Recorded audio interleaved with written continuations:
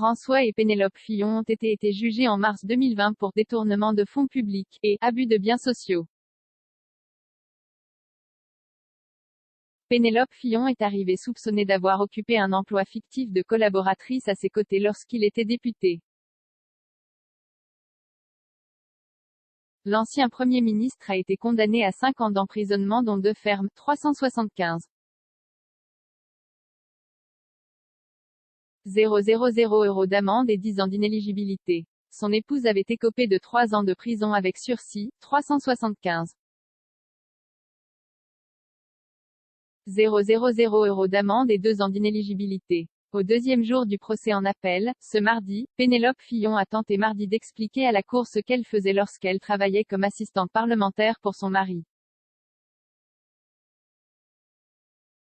À la Cour d'appel de Paris, c'était beaucoup trop long. Le président, François Régros-Bellay, vient de terminer la lecture de son rapport résumant les grands axes du Pénélope Gate, lorsque François Fillon demande à prendre la parole. Avant que les débats n'entrent dans le vif du sujet, l'ancien Premier ministre a demandé à la Cour d'appel l'autorisation de lire une déclaration liminaire. Mon épouse a travaillé à mes côtés, c'est incontestable, insiste-t-il à la barre, ce mardi après-midi. Embauchée comme assistante parlementaire, Pénélope Fillon l'a assistée dans le cadre de son engagement politique. Elle a été rémunérée pour son travail comme des centaines d'autres conjoints l'ont été pour un travail strictement semblable, ajoute-t-il, soulignant que lorsqu'il a été élu à l'Assemblée nationale, en 1981, plus de la moitié des députés employaient un conjoint ou un membre de leur famille comme collaborateur parlementaire. Élu 8 fois à l'Assemblée nationale, François Fillon assure ne pas avoir été un député fictif préoccupé essentiellement par l'argent. C'est ce qui me blesse le plus dans le procès qui m'est fait aujourd'hui, poursuit-il. Avant de fustiger le canard enchaîné qui avait révélé l'affaire courant 2017. 40 ans de vie politique, 40 ans au service d'une ville, d'une région, d'un pays. 40 ans d'engagement effacés par un article d'un journal satirique et une enquête à charge s'affranchissant de toutes les précautions nécessaires quand on touche à la démocratie. Costume sombre et masque noir, il exprime ensuite une série de regrets.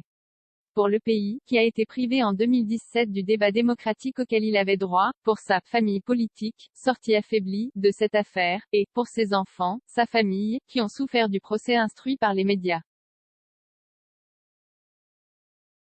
Un travail discret. Mais j'ai surtout des regrets pour mon épouse, parce qu'elle a été marquée à vie dans cette affaire, répète le prévenu. Son nom a été jeté en pâture à l'opinion, par des médias sans déontologie.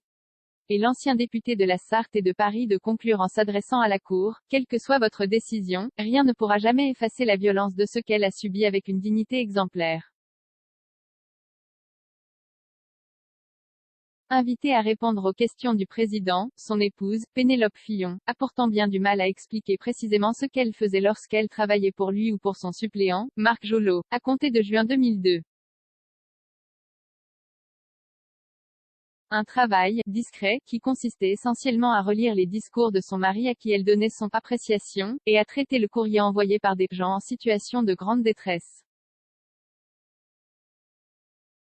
Vous n'avez jamais été, madame, à l'Assemblée nationale, remarque le magistrat. Je n'avais pas besoin d'y aller, j'étais en circonscription, répond Pénélope Fillon qui, dit-elle, travaillait depuis leur domicile dans la Sarthe. De 1998 à 2002, Pénélope est ma seule collaboratrice sur le terrain, complète François Fillon. Quand même, si vous aviez été à l'Assemblée nationale, cela aurait changé les termes du débat. Observe le président. Lorsque son mari est nommé au gouvernement, en 2002, elle travaille comme assistante parlementaire pour son suppléant, Marc Jolot, également présent sur le banc des prévenus. Il ne connaissait pas les habitants, explique Pénélope Fillon. Le président s'étonne que sa rémunération, qui a été augmentée, ait été négociée par son mari. C'est quand même surprenant qu'un contrat soit signé dans ces conditions-là, des confessions embarrassantes surtout, rappelle-t-il à plusieurs reprises. Aucun témoin ne s'est rappelé, au cours de l'instruction, que Pénélope Fillon occupait ces fonctions. Quant aux traces écrites prouvant qu'elle a bien effectué une activité justifiant son salaire, elles font cruellement défaut dans le dossier. Je n'ai rien dissimulé du tout, explique Pénélope Fillon. Mais je n'allais pas vers les gens en disant « Bonjour, je suis assistante parlementaire ». Pourtant, remarque une nouvelle fois François Régros-Bellay, Pénélope Fillon avait confié à une journaliste du Sunday Telegraph « Je n'ai jamais, en fait, été son assistante ou quoi que ce soit de ce genre ». Suivez le procès en direct sur le compte Twitter de notre journaliste @thibochevillard 32 commentaires 210 partages partagés sur Messenger partagés sur Facebook partagés sur Twitter partagés sur Flipboard partagés sur Pinterest partagés sur LinkedIn envoyé par mail sauvegarder une faute imprimé.